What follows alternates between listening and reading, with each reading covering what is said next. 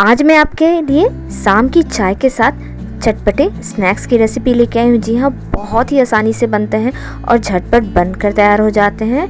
तो चलिए इस रेसिपी को हम स्टार्ट करते हैं। लेकिन उससे पहले अगर आपको मेरा चैनल अच्छा लगता है तो चैनल को ज़रूर सब्सक्राइब करें, लाइक ज़रूर कीजिएगा। रेसिपी अच्छी लगी तो मैं हमेशा आपके लिए अच्छी अच्छी रेसिपी लेके आती हूँ, तो चैनल को ज़रूर सब्सक्राइब करें। आप मुझे इंस्टाग्राम पर भी फॉलो कर सकते हो, सिडबी किचन के नाम से।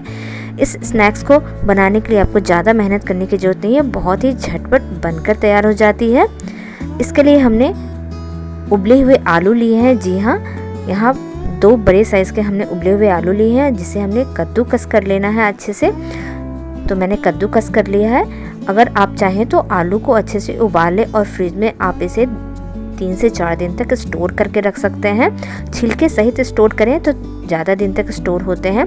तो इस तरह से हमने छिलके हटा के इसे अच्छे से कद्दूकस कर लिया, मैश नहीं किया है, नहीं तो गुलटियाँ उसमें पड़ जाती हैं। तो आपको इस बात का ध्यान रखना है। तो इसे कद्दूकस कर लेने के बाद इसमें और भी चीज़ें हम इसमें मिलाएंगे, जिससे ये फटाफट हमारे स्नैक्स बनकर तैयार हो जाएंगे। तो यहाँ पर हम चिली फ्लेक्स डाल रहे हैं। चिली फ्लेक्स बनाना बहुत ही आसान है।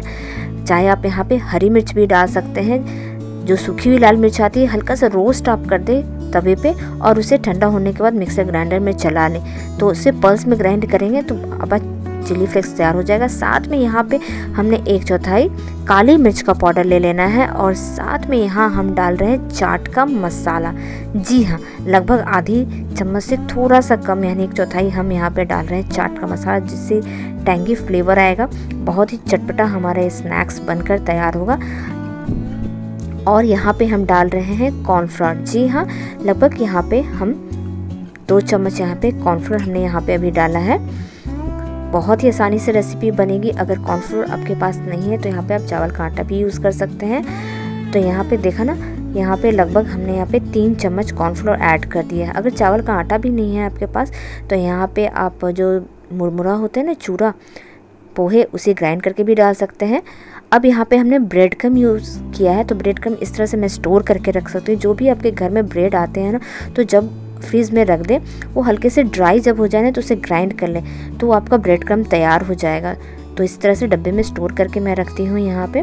नहीं तो आप फ्रेश ब्रेड का भी ब्रेड क्रम इसमें डाल सकते हैं, यानी फ्रेश ब्रेड लें, मिक्सर ग्राइंड में चला लें तो आपका ब्रेड क्रम तैयार हो जाता है। तो लगभग यहाँ पे 4 चम्मच हमने ब्रेड क्रम इसमें डाल दिया है। और एक चीज़ हम डालेंगे और जिससे इसका टेस्ट और इन्हांस हो जाता है, तो यहाँ पे हम चीज़ डाल रहे हैं। तो चीज़ डालना बिल्कुल भी नहीं भूलिएगा। यहाँ पे लगभग 1 क्यूब जो आते हैं वो हमने यहाँ पे चीज़ ले लेना है। तो इसे डाल देते हैं। और साथ में यहाँ पे नमक आपको ध्यान से देना होगा, क्योंकि चीज़ हमने यहाँ पे डाले हैं। तो ज़्यादा अगर नमकीन ये हो जाएंगे ना तो टेस्ट अच्छा नहीं, स्नैक्स आएगा। तो इस बात का आपको खास ध्यान रखना है। तो ज़्यादा नमक नहीं डालें, क्योंकि आलू से जो बने हुए स्नैक्स होते हैं ना, पकौड़े, उसमें कम नमक पड़ता है तो ज़्यादा अच्छा है। उसके ऊपर से आप चाट मसाला भी डाल के खा सकते हैं। तो नमक हमने यहाँ पे कम डाला है, ध्यान से डालें आप। अब इन सभी को चम्मच की सहायता से पहले आपको मिक्स करना है। जी हाँ, हाथ की सहायता से बिल्कुल भी मिक्स नहीं कीजिएगा, गलती नहीं करेंगे। चम्मच की सहायता से पहले सभी को एक साथ हम यहाँ पे मिक्स कर लेंगे। उसके बाद आप हाथ की सहायता से इसे अच्छा सा एक डो बना लें। इसमें पानी की ज़रूरत बिल्कुल भी नहीं पड़ेगी, क्योंकि आलू का मॉइस्चर है, इसमें हमने चीज़ डाला है। तो ये काम अच्छे से बाइंडिंग का करेंगे। तो देखिए कितनी अच्छी तरह से यहाँ पे एक डो बनकर तैयार हो गया है। मैंने हाथों को धो लिया, हल्के से हाथ में से लग जाते हैं तो हाथों को धो लें। फिर हाथों को अच्छे से ऑयल से हमने यहाँ पे ग्रीस कर लिया है। और ग्रीस करने के बाद इसे आप अपने मन चाहे शेप में इसे बनाकर तैयार कर सकते हैं। चाहे तो इसके अंदर आप एक और चीज़ का क्यूब फिल कर सकते हैं। नहीं तो मैं यहाँ पे आलू डोनट मैं बना रही हूँ। जी हाँ, आलू के जो डोनट बनते हैं बहुत ही ईजी बनते हैं। तो इस तरह से गोल का शेप देने के बाद आप एक उंगली की सहायता से उसमें तेल से अच्छे से ग्रीस कर लें और उसे होल कर लें। ये हल्के से चिपकते हैं, आप देख सकते हैं हल्का सा ये चिपक रहा है। लेकिन अगर आप उंगलियों में तेल लगाकर यानी ऑयल लगा के इसे शेप देंगे तो बहुत ही आसानी से ये शेप में आ जाते हैं। और ये काम आपको फटाफट करेंगे, मॉइस्चर छोड़ते हैं ये आलू, तो फटाफट करेंगे। देखिए मैं एक और आपको बना कर दिखा रही हूँ। तो देखिए इस तरह से उंगलियों में ऑयल लगाएं और ये हमारा आलू डोनट बनकर तैयार हो गया। नहीं तो सिंपली आप इसे टिक्की का भी शेप दे सकते हैं। नहीं तो इसके अंदर एक और चीज़ फिल करें। बहुत अच्छे लगेंगे। तो इस तरह से सभी हमें बनाकर तैयार कर लेने हैं।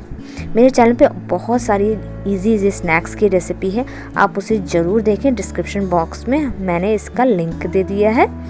तो सभी को हमने तैयार कर लिया है। कुछ को मैंने गोल का शेप दिया है, वो भी बहुत ही अच्छे बनते हैं। तेल हमें यहाँ पे मीडियम टू हाई चाहिए। जी हाँ, लो फ्लेम पे नहीं फ्राई करेंगे, नहीं तो ये तेल अब्जॉर्ब कर लेंगे। तो मीडियम टू हाई फ्लेम पे इसे हम फ्राई कर लेते हैं। ये देखिए कितनी अच्छी तरह से हमने फ्राई कर लिया। इसे हम पलट लेते हैं।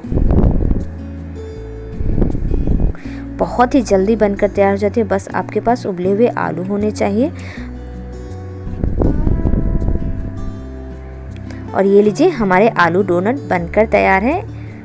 बहुत ही चटपटे दिख रहे हैं ग्रीन चटनी के साथ, नहीं तो आप इसे मीठी चटनी के साथ भी सर्व कर सकते हैं। मैंने इसे टोमेटो केचप के साथ सर्व किया है। बच्चों को खास तौर पे पसंद आएंगे और बड़ों को भी। आप इसे पार्टी में या गेट टुगेदर पे में सर्व कर सकते हैं। ईजिली बनकर तैयार हो जाते हैं। बहुत ही कुरकुरी बनी। ये पूरी तरह से ठंडी हो गई है तो मैं इसे आपको तोड़ कर दिखा रही हूँ, तो भी ये बहुत ही कुरकुरे बने हुए हैं। तो ये देखिए, इसे स्नैक्स के रूप में खाएं, बहुत ही अच्छे लगते हैं। मेरे चैनल पे और भी बहुत सारी अच्छी अच्छी रेसिपी हैं, तो आप उसे ज़रूर वॉच करें। फिर मिलते हैं नेक्स्ट एपिसोड में एक नई रेसिपी के साथ। Thank you.